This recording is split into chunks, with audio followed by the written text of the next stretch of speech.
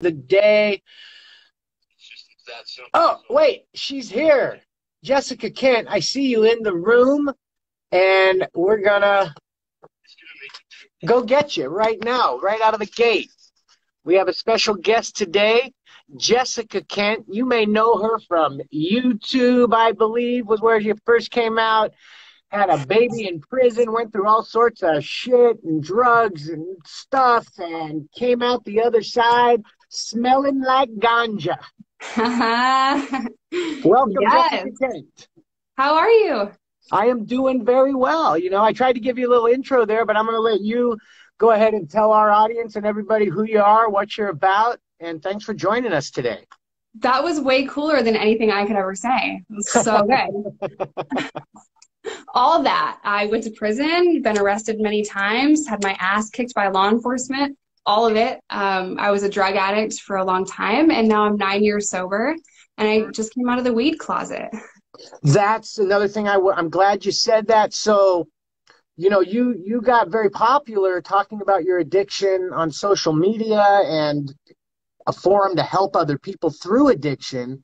And as I understand it, while you were utilizing cannabis to help you through this process, you weren't talking about it or telling anybody, like a lot of addicts I've talked to who are kicking heroin and meth and all those hard drugs. They are afraid. You can't, like, you go to AA and some of these groups, they won't even allow you to do that. So was it yesterday or 2 days ago that you came out? It was like 2 days ago, so it's fresh. So 2 days ago, you came out of what we call the green closet and let all your followers and fans know that you use cannabis and have been using it. And let's talk about that. How did it come to be that you decided when you were going to get sober and kick all the hard drugs that you turned to cannabis? So I was in abstinence-based recovery for a really long time. I was on parole as well. So I got locked up in 2011, was pregnant, did a couple of years, got out, and I had 5 years on parole. So I had been abstinent for a long time. I was also on parole in Arkansas. Arkansas is not about that life, you know? Yes. So that was challenging, but recently I was just miserable, and I don't have complete symptom relief from insomnia, PTSD, and depression, but my life is manageable, and that's because of cannabis. So once I got off parole is when I kind of started to look into a different way because I was not good. And yeah, so I was skeptical to share that with my audience, but it was also like driving me crazy inside because I'm very transparent online. And I don't want to ever mislead my audience or tell them something that's not true or hide who I am, because I think there's power in transparency, especially with education and cannabis and everything else I talk about, prison reform, addiction, all of that. So it was hard to come out of the closet because I know there's still stigma surrounding that, but I just could not hide it anymore. So yeah, I just kind of went in, and the cool thing is my audience is so supportive and they were so kind to me and encouraging. It was like 90% positive with a couple Sure. of douchebags sprinkled in. Right. You're gonna get that, right? You're gonna get those people there. We get that. Everybody's gonna get that. But by and large, the cannabis community is a great, loving place, and it's all about community. Absent COVID, passing the joint and sharing it. It's communal in nature, and so I'm not surprised at all that the overwhelming feedback you got was positive. And I personally am so happy that you chose to do that, because it's only going to help other people. It's going to help break the negative stigma, just like we're doing. And you having the courage to come out like that when, doctors and other lawyers and other professionals and people go home and sneak their tokes.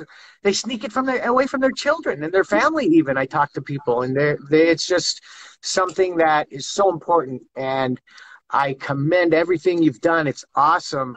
Let me ask you this now. Of course, you know what we are big for talking about, and today we're here, Shut the Fuck Up Friday, shut the fuck up when cops ask questions. Now, in your younger mischievous days when you were running around getting in trouble, would that have advice helped you?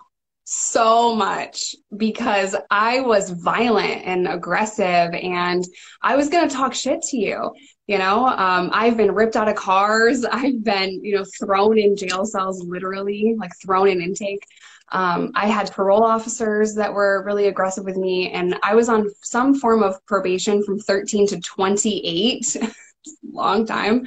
Wow. And I was really like, fuck the system, and I had a really bad attitude towards them, and they gave it right back to me because I was shitty. So if I was just polite and if I just shut the fuck up and not said a lot of things, that would have done me so well. I thought that it was like, I thought I was fighting back, like I was going to change their mind or something, but I was also under the influence of a lot of substances, and you're not telling me shit. Take me to fucking jail. I don't care, and that's not a good attitude. So I do think that the script is important, but be nice about it, because you'll get your ass kicked. Yes, and that's what we say. We say you're utilizing the script and shutting the fuck up to protect and preserve your constitutional and civil rights, and you are to use it politely and calmly. Can we do a script review with you? Yeah. Okay. So when the cops pull you over and they come up on you, Jessica, and they say, well, hey, you're that meth YouTube pregnant jail woman. What are you doing? What are you doing here? Why'd you pull me over? Uh-oh, your rights, you think, huh? Well, you were speeding, but now come on, do you have meth in the car? I've seen your video. I'm not discussing my day, officer, respectfully. Oh, I don't want to know about your day. Just tell me now where you're hiding the drugs. Come on. No. Okay, so look, if you're not going to tell me where you're hiding the drugs, it's going to go much worse for you. Now, have you been drinking today? I'm not discussing my day at all. Wow, you can say that all day. Well, have you shot up anything? No, sir, I'm not discussing my day. Okay, so if I continue to question you, and actually this is great. I like this because you can do this. If a cop wants to keep asking you questions and you want to do this, I'm not discussing my day. You can do it till you're blue in the face. But if you want to cut the cops off, we're going to say, am I being detained or am I free to go? To give them that decision. And hopefully they say, be on your way, you know your rights. Yes. But if they detain you, there's one other thing you have to say first. I invoke the Fifth. And that Fifth Amendment constitutional right is yours to shut the fuck up. And remember, you don't have to wait for them to read you the Miranda rights to do that. In fact, I don't care about those. You shouldn't care about them either.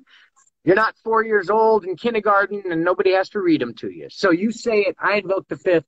And then my favorite part, I think it's everybody's favorite part, what do? You shut the fuck up. That's it. It's a simple 25 words. And man, we have gotten across the board, everybody across the country and other parts of the world, it works, we're finding out.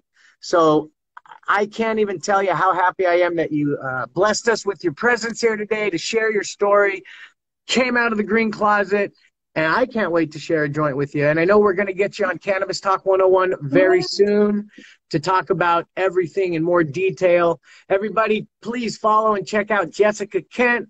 Check out her YouTube, her TikTok. She's everywhere. Thank you for joining us. Any last words? No, just shut the fuck up. I love it. Thank you very much. We will talk to you soon. Bye. All right. Jessica Kent. Never know who's going to pop in and say hello. And I think we have time for another contestant